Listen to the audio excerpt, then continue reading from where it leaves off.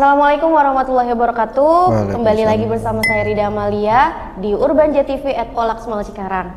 Hari ini kita bersama Bapak Ical ya Pak ya?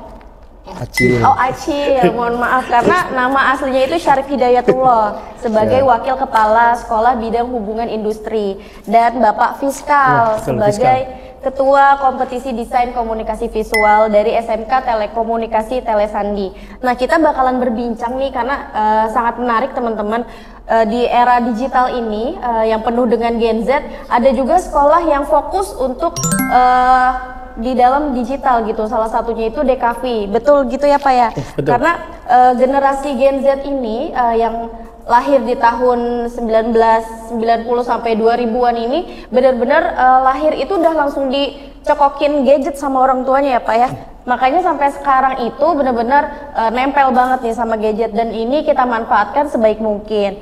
Nah, sekarang kita kenalan nih Pak. Iya. Deg-degan banget sepertinya.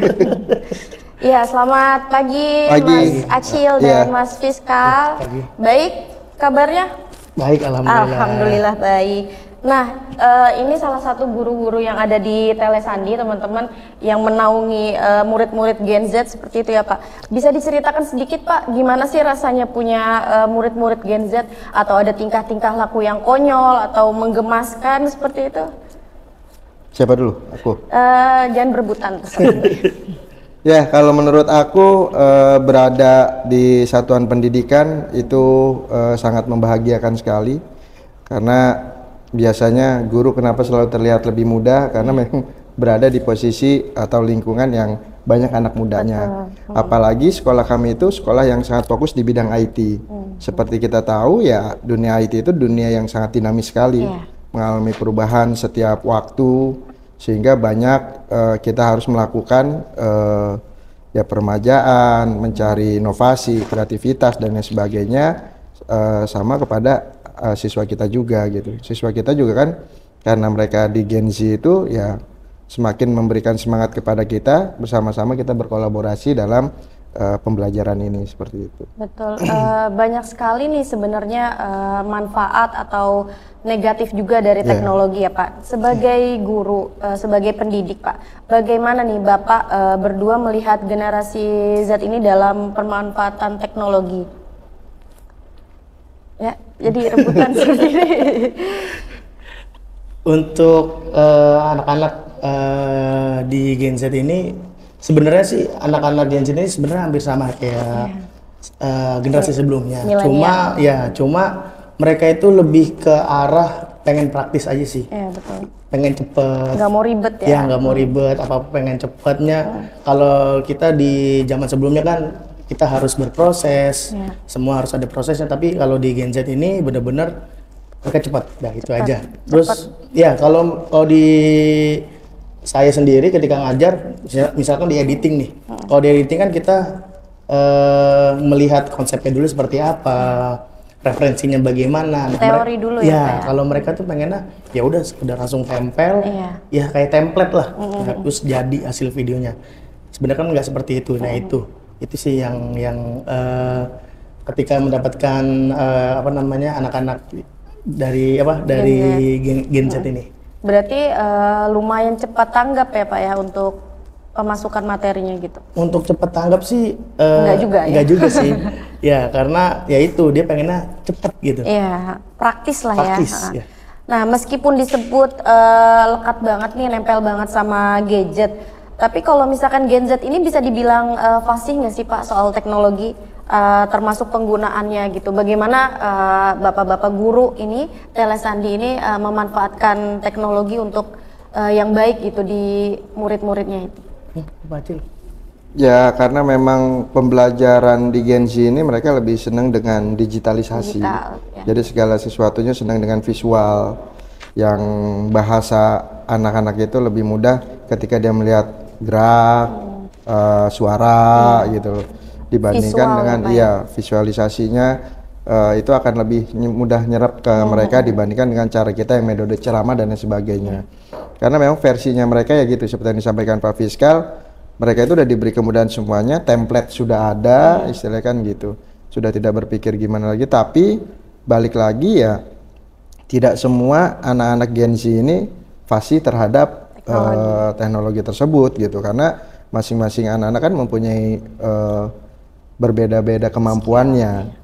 Tetapi yang jadi tantangan buat kami, kalau dasarnya anak ini sudah pintar dari SMP-nya ketika masuk sekolah kami menjadi pintar, ya wajar gitu loh. Tapi kalau misalkan ada anak yang memang biasa-biasa saja, ketika masuk ke Telesandi kita gali potensinya menjadi luar biasa, nah itu yang kebanggaan kami kan gitu. Nah disitulah fungsi perannya kami, karena banyak anak-anak yang tidak mengetahui potensi dirinya mereka masing-masing nih. Karena Padahal masih mereka punya potensi diri itu. Ya, Pak, ya? Nah itu mereka kan karena bahasa Gen Z ini kan bahasa perorangan biasanya. Mereka lebih seneng ngobrol dengan laptopnya mereka gitu. Mereka lebih seneng berbicara di belakang mereka. Mereka sedang berbicara dengan teknologi dengan mereka gitu. Tapi mereka sangat sulit untuk berkomunikasi secara langsung personal to personal. Untuk sosial tuh kurang. Nah, makanya itu yang kita gali biar mereka tahu potensinya. Oh, kamu potensinya ternyata punya ini loh. Kita siapkan panggung-panggung mereka gitu. Kami bisa mengetahui siswa kami, ada yang bisa menjadi host dan lain sebagainya. Karena ada kesempatan yang kita berikan, ada peluang yang kita sampaikan, ada banyak program-program kita yang bisa menggali potensinya mereka gitu. Yang anaknya Berarti pendiam, stuck di situ-situ aja ya. Karena kan kebanyakan anak-anak Gen Z itu ya itu, mereka Introvert jarang, ya, Pak, istilahnya. jarang berkomunikasi. Padahal ya dalam menciptakan sebuah program kan yang paling mahal adalah idenya. Iya betul. Kreativitas. Tetapi ada orang yang memiliki ide banyak, tapi buat mengaplikasikannya nggak punya. Disitulah peran kolaborasi antara satu dengan yang lainnya, yang bisa menciptakan ide, yang mereka punya kemampuan untuk kompetensinya. Nah itu kan saling berkolaborasi tuh. Nah kesempatan itulah yang kita ajarkan sama mereka, biar mereka mandirinya juga kuat, gotong royongnya juga kuat gitu. Karena ya nggak bisa mereka sendiri-sendiri di zaman yang sekarang ini. Apalagi dunia saat ini yang dibutuhkan adalah orang-orang yang multi talent, bukan hanya memiliki satu skill saja kan gitu. Ya, mungkin seperti itu gambarannya. Jadi tidak hanya berani di belakang kamera, tapi juga pede gitu ya Pak. Betul. Untuk di depan kamera seperti itu, dan sosialnya juga tidak dibelakangi gitu. Nah tadi kan sebelum kita podcast ini kita berbincang kalau misalkan Telesandi itu punya 29 kelas ya Pak. Jadi per angkatannya itu 9 kelas. Itu kira-kira berapa murid tuh Pak? Dan bagaimana sih murid-murid Gen Z yang ada di Telesandi ini? Ya kita total mungkin sekitar ada 800-an siswa. 800-an siswa. Dari kelas 1 sampai kelas 3? Dari kelas 10 sampai kelas 12. Ya dengan kemampuan mereka yang berbeda-beda justru menjadikan sekolah kita menjadi beragam. Artinya mereka bukan hanya seneng masalah kompetensi saja, ada juga yang seneng di akademiknya, ada juga yang memang seneng dua-duanya gitu, ada juga yang mungkin seneng lebih ke karakternya melalui ekskul dan sebagainya gitu. Karena ya itu tadi kita menyiapkan semua peluang-peluang mereka, kita dorong semuanya. Kayak anak yang seneng gambar, kita tantang sama mereka, siapa yang mau menggambar di tembok sekolah misalkan kan gitu, silakan saja kumpulkan coretan kamu, gambar kamu, nanti disampaikan. Yang penting tidak berhubungan dengan sara, tidak berhubungan dengan politik, tidak berhubungan dengan agama dan lain sebagainya. Setelah kita ACC ya tinggal pilih aja tembok mana yang mau digambar. Jadi kita fasilitasi juga ya, Pak, ya? Kayak misalkan kita punya medsos sekolah, kita punya website sekolah, kita punya internet sekolah, itu semuanya kita berikan sama anak-anak. Yang urusan internet dan sebagainya dipegang sama anak-anak jurusan TKJ misalnya gitu, yang berhubungan dikelola sama anak-anak. Supaya apa tujuannya? Supaya yang mereka kita kasih tempat, kita kasih wadah, dan mereka bisa berpraktek langsung di sana. Jadi semua kreativitas dia tuh terluapkan. Betul. Ya? Tidak mandek di otak aja kan? Iya, lebih baik habis energi mereka di sekolah sampai rumah mereka tinggal pulang kan gitu. Tinggal pulang istirahat, tidur istilah gitu. Besok kreativitas lagi gitu. Seperti untuk itu. Di Telesandi ini ada berapa jurusan Pak? Kita ada 4 jurusan. Untuk komputerisasinya kita ada rekayasa perangkat lunak, lebih berhubungan dengan programmer atau istilahnya pembuatan software, pembuatan software aplikasi. Terus kita ada desain komunikasi visual, lebih ke mungkin fotografinya, videografinya, desain untuk apa manajemen sosmed dan lain sebagainya, konten kreator istilah gitu. Nah itu ada di DKV. Kalau TKJ berhubungan lebih ke internet, perangkat hardware atau istilahnya perakitan kayak gitu, maintenance dan lain sebagainya, sampai kepada ya pembelajaran saat ini ya yang berhubungan dengan apa namanya Arduino atau apapun itu gitu ya, RFID dan sebagainya, itu adanya di sana gitu. Yang semuanya secara tersistem menggunakan sensor dan lain sebagainya gitu kan. Seperti itu. Yang terakhir ya teknik transmisi telekomunikasi, lebih berhubungan kepada gelombang dan sinyal sampai kepada pembelajaran masalah satelit. Seperti gitu. itu. Berarti jadi, lengkap banget di Telesandi ini ya? Ya, kalau misalkan Ananda mau lengkap semuanya, ya ibarat rumah kan, yang punya rumah itu jurusan RPL-nya nih. Iya. Kalau misalnya mau ngedesain interior ruangan rumahnya, berarti anak-anak DKV-nya. Nah, untuk masalah kelistrikan dan lain sebagainya di rumah tersebut, TKJ-nya sama transmisinya gitu. Nah, kalau misalnya mereka mendapatkan empat ilmu ini selama mereka 3 tahun di sekolah kita, bisa dia membangun rumah sendiri kan istilahnya gitu. Betul. Nah, seperti itu, jadi multi talent lah istilahnya seperti itu. Tinggal anak-anaknya aja. Kita memfasilitasi semua. Kita ada komunitas Tomcat yang seneng TKJ, jadi anak multimedia, anak DKV yang seneng dengan ilmu TKJ masuk ke komunitas kayak Tomcat. Iya. Gitu ya. Anak jurusan lain yang seneng ilmu DKV masuk ke seni media gitu. Anak yang lain ingin tahu ilmu RPL masuk ke sintaks gitu. Nah, kalau misalnya mereka punya keinginan yang kuat seperti itu, insya Allah artinya mereka bisa membangun rumah sendiri itu tadi. Oke, Mas Fiskal nih. Langsung ketawa nih teman-teman. Nah, tantangan dalam mendidik Gen Z sekarang ini nih Mas, karena kan benar-benar lagi rame banget kalau Gen Z nih lagi banyak diolok-olok gitu Pak, banyak dibully sama generasi milenial atau generasi di atas milenial, itu bagaimana tantangannya? Atau memang di lapangan seperti itu kah atau gimana? Kalau untuk tantangan sendiri sih sebenarnya ya hampir mirip lah yang saya bilang. Cuma ya intinya kalau Gen Z itu pengennya praktis. Nah cuma itu kalau Gen Z itu sebenarnya mereka punya ide-ide yang sebenarnya ya luar biasa. Out of the box. Iya, out of the box banget. Cuma mereka nggak bisa eksekusi. Betul. Nah tantangan di sini juga saya kadang-kadang nanya ke anak-anak kelas, cita-cita kalian tuh apa? Tuh pasti saya tanya tuh setiap pertemuan kelas. Ada yang mau jadi jurnalis, ada yang mau jadi pembuat komik, ada yang mau jadi desainer, atau ada jadi punya macam-macam deh cita-citanya mereka. Tapi pas ketika saya tanya sudah ada yang mulai belum? Ternyata banyak yang belum. Ya ada beberapa sebagian yang sudah mulai. Dan ketakutan mereka adalah mereka takut berekspresi, takut memulainya dulu lah gitu. Ya entah alasannya adalah nggak punya alat, entah alasannya itu ya mereka takut atau kurang pede di depan kamera atau bagaimana. Nah itu jadi di situ ya saya sebisa saya motivasi mereka kayak ayo mulai dulu aja baru lakukan yang lebih baik. Nah itu saya juga dapat kata-kata dari pembicara juga.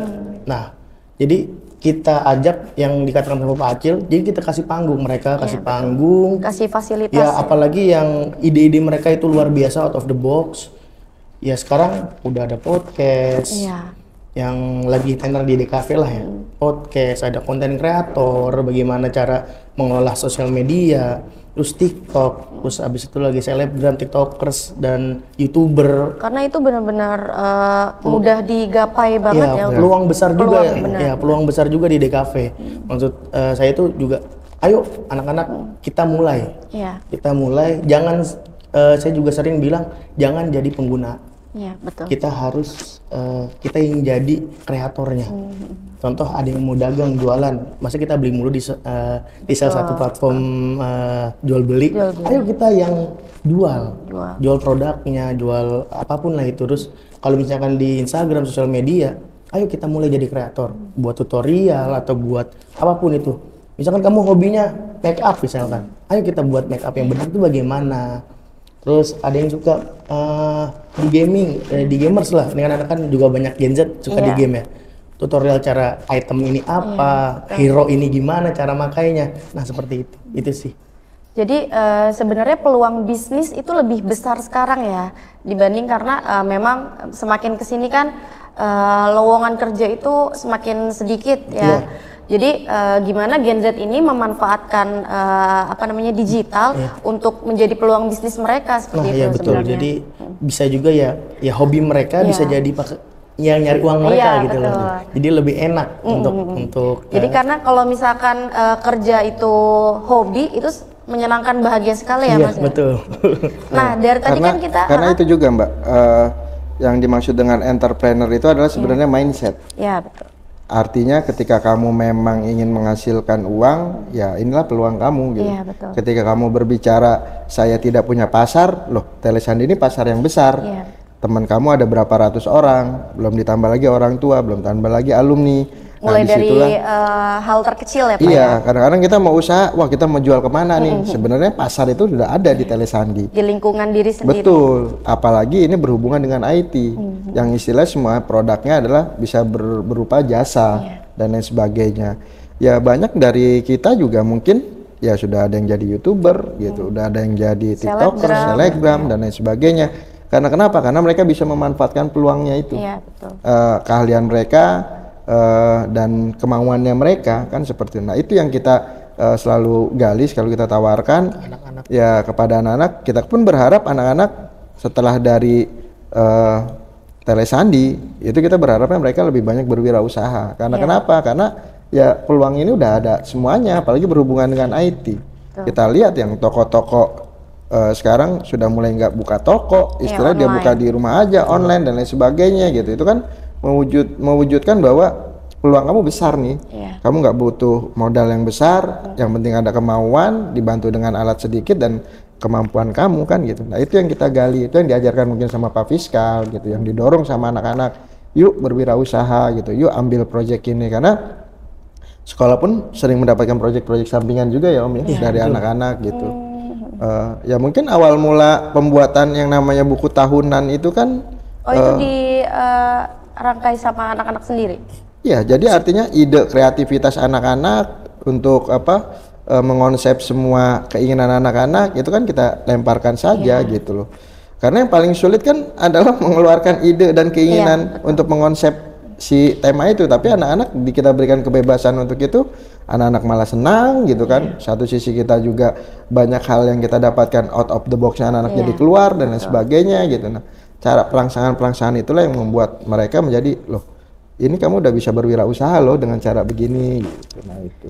Nah dari tadi kan kita lagi obrolin perihal positifnya aja nih Betul. Pak. Karena kan banyak juga sisi lain yang negatif, apalagi Gen Z seperti itu ya. Nah di satu sisi banyak juga nih teman-teman yang jadi korban teknologi digital seperti kekerasan berbasis gender online, kayak mungkin pelecehan seksual. Kan biasanya kita upload apa, tapi di komen tuh komen-komennya pelecehan seperti itu. Ada juga yang bully, terus juga ada yang cyber harassment, cyber shaming dan lain-lainnya. Itu sebenarnya juga bikin mental Gen Z ini melemah seperti itu ya. Mungkin dia baru coba nih yang tadi seperti Mas Fiskal bilang, ayo kita tunjukin gitu, misalkan mau jadi selebgram kita kontenin make up, terus tiba-tiba ada pelecehan komennya atau ada bully. Banyak sekali kan ya Allah itu mending gak usah make upnya jelek. Itu bagaimana tuh Pak pengawasannya? Ya kalau di kami memang satu, kita sudah ada deklarasi anti bullying dan anti pornografi dan sebagainya. Itu akan menguatkan kita terhadap karena kan anak-anak pada bikin grup. Nah nanti dari grup itu mereka satu sama lain akan memantau dan mengingatkan. Oh betul. Ketika ada anak-anak yang menyampaikan seperti ini, oh nggak boleh begitu gitu, nih, gua kick nih atau apa gitu. Atau nanti mereka melaporkan juga kepada pihak sekolah juga dan sebagainya. Nah itu ada tahapan-tahapan yang bisa menjadi seperti itu. Makanya pentingnya guru bisa menjadi temannya mereka, salah satunya itu. Iya betul. Gitu, karena ada keterbukaan dari mereka dan kita sama-sama saling mengingatkan mereka. Artinya menjaga nama baik itu luar biasa sulitnya. Gitu. Yang kedua adalah ya alma mater sekolah itu. Nah itu yang dijaga gitu. Mungkin Pak Fiskal juga yang menerapkan itu sama anak-anak tuh. Betul. Kalau misalkan kamu ada yang begini, ya satu sama lain saling mengingatkan ya gitu. Karena salah satunya itu gitu. Dan itu memang terbukti ampuh lah gitu. Karena efek bully ini benar-benar luar biasa ya Pak. Banyak sekali sekarang Gen Z itu yang mohon maaf mengakhiri hidupnya atau yang memang depresi segala macam itu karena komen-komen dari sosial media dia sendiri ya gitu. Nah yang tadi Pak Acil bilang, Pak Ical, Pak Acil. Pak Acil. Kalau misalkan lebih difokuskan untuk menjadi entrepreneur ya. Kalau misalkan minat mereka selepas sekolah rata-rata itu bagaimana, entah didukung ke universitas juga kah atau memang benar-benar difokuskan untuk menjadi pengusaha? Kalau di kami untuk standarisasi kelulusan mungkin sekitar 70% itu melanjutkan ke perguruan tinggi. Nah, di dalam melanjutkan perguruan tinggi pun alhamdulillahnya sekolah kami itu untuk yang diterima di negeri itu animonya cukup besar. Artinya kuota yang mendapatkan di perguruan tinggi negeri itu sangat besar. Karena kenapa? Karena kita punya ada divisi bimbingan konseling khusus yang menangani karirnya mereka. Itu yang selalu berkomunikasi sama Ananda ketika Ananda mau memilih kampus A dengan jurusan ini, dengan standarisasi rapot yang saya dapatkan seperti ini. Nah, itu nanti akan mendapatkan masukan dari guru BK-nya. Kalau misalkan dengan yang seperti ini, karena kamu nggak kuat di sini, lebih baik kamu ke sini. Nah, dari arahan-arahan itulah sehingga menyebabkan anak-anak itu yang mengetahui, karena kita juga ada masalah asesmen bakat minat dan lain sebagainya gitu. Jadi banyak program-program yang memang sudah dibuat oleh sekolah dan sudah dilaksanakan, dan itu ya alhamdulillahnya berhasil gitu, sehingga menyebabkan itu tadi. Ya selain itu bagi anak-anak yang juga mau melanjutkan ke perguruan tinggi swasta, kita bekerja sama dengan kampus-kampus swasta yang memang lewat jalur kerjasama itu ya kita mencari untuk jalur beasiswa yang bisa didapatkan oleh anak-anak gitu. Ada yang beasiswa full, ada yang beasiswa mungkin berdasarkan prestasinya mereka dan lain sebagainya. Itu pun kita fasilitasi dan kita berikan informasinya sama mereka. Jadi memang benar-benar ya karena memang mereka terbiasa dengan yang sudah ada, yang mudah untuk mencari informasi, kita siapkan semua itu, kita cekokin gitu. Mereka tinggal memilih saja kan. Intinya gitu. harus dari gurunya tersebut tuh harus memfasilitasi ya Pak ya. Kita memfasilitasi kebutuhan mereka semua. Fasilitasin kayak misalkan ada lomba-lomba dari luar, Olimpiade. Itu kita fasilitasi dan anak-anak ikut lomba, ikut serta ikut berkompetisi lah. Dan alhamdulillah ya kayak kemarin kita juga dapat juara di Bani Saleh, apa yang lainnya. Nanti mereka itu buat modal mereka nanti ke pendidikan perguruan tinggi. Karena di SMPTN itu ada satu uploadan yang mereka menginginkan prestasi yang didapat. Berarti ada poin plus lah sebagai siswa ya. Betul.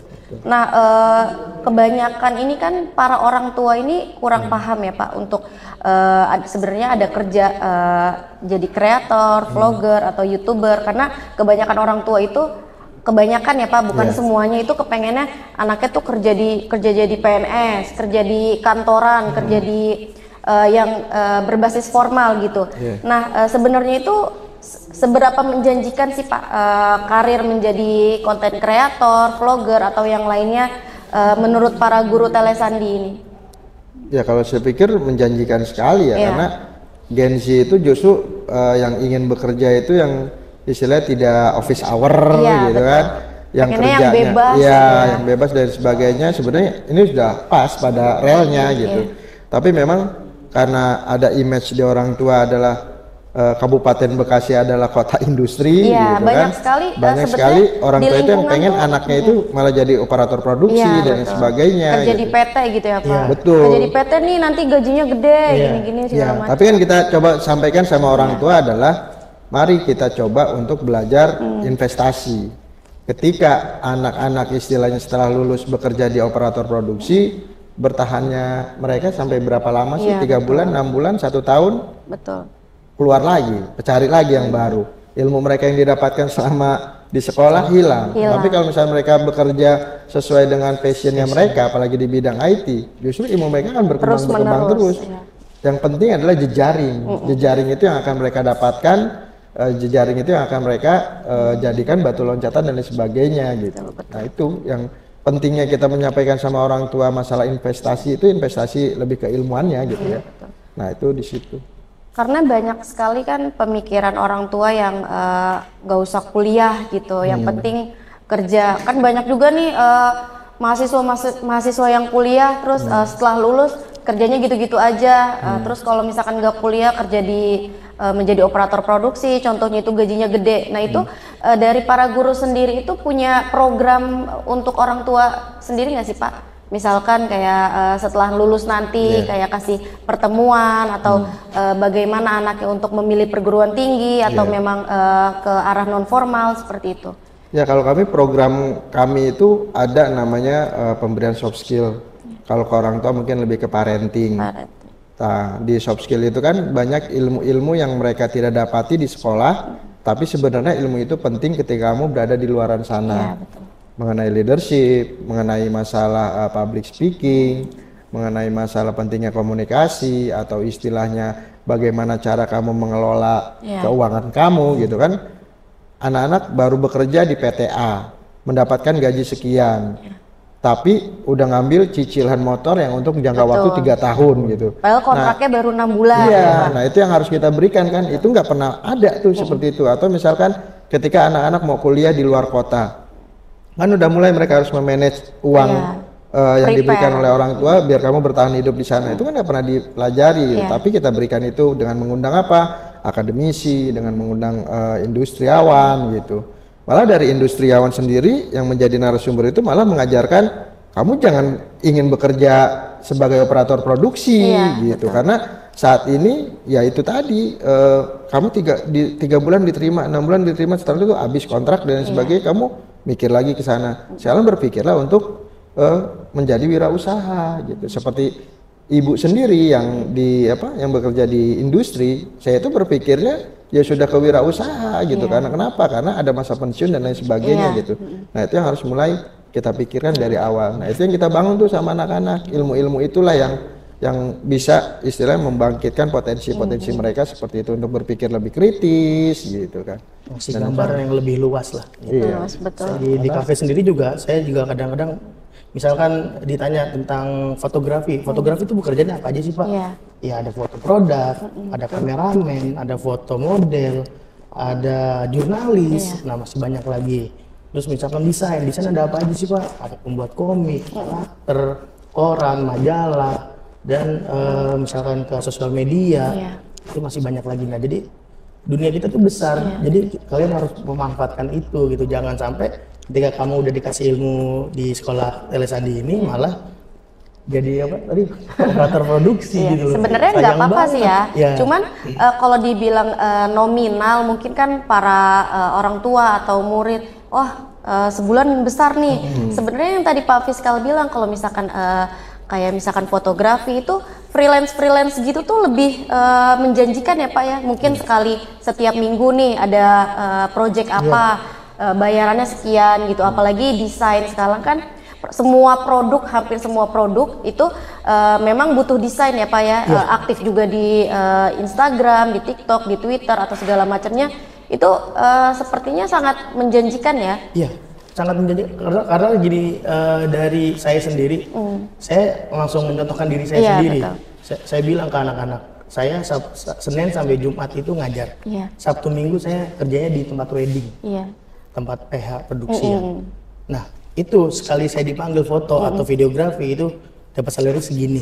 Bayangin kalau misalkan sebulan itu ada Sabtu Minggu ada 8. Berapa yang kamu dapat? Iya betul. Kerjanya cuma 2 hari sebulan itu. Oh iya Pak. Yang penting konsisten dan terus perbaiki apa yang kita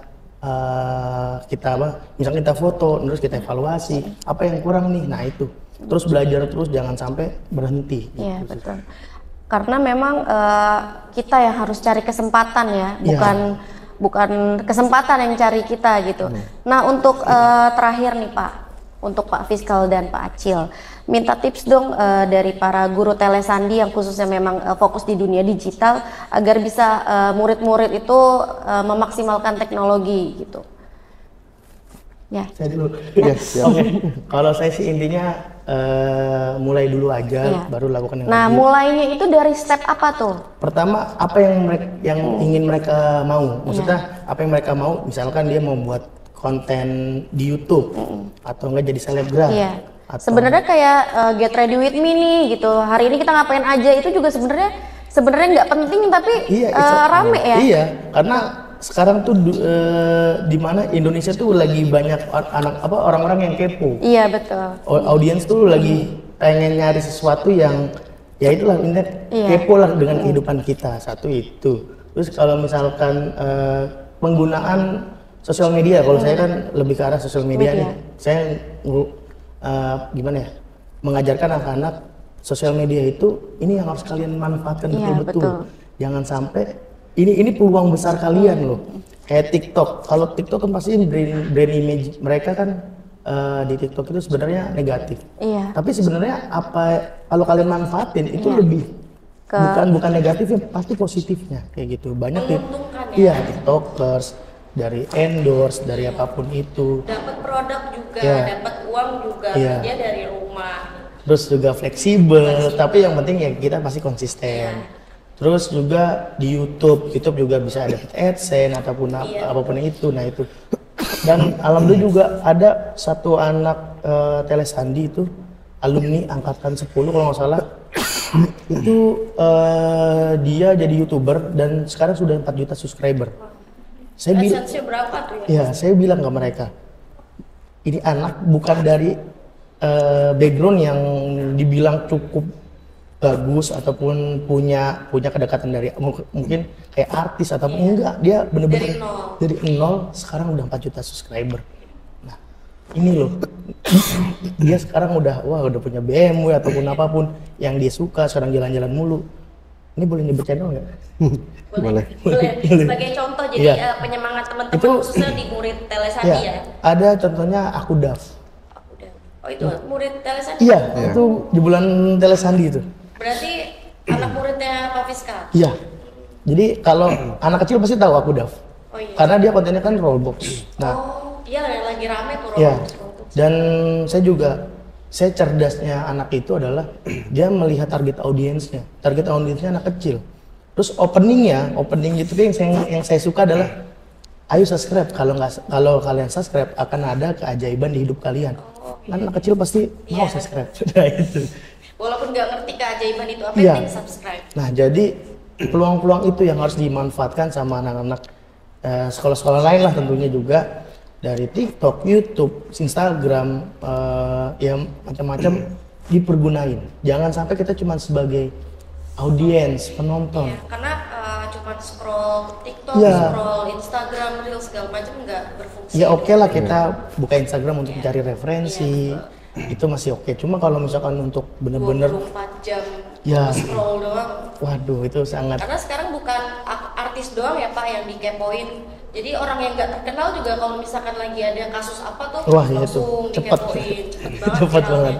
Nah itulah yang maksudnya saya tips ke anak-anak untuk memanfaatkan bener-bener, terus juga cerdaslah cari apa namanya momen pas ada peluang kamu masuk ke dalam peluang itu.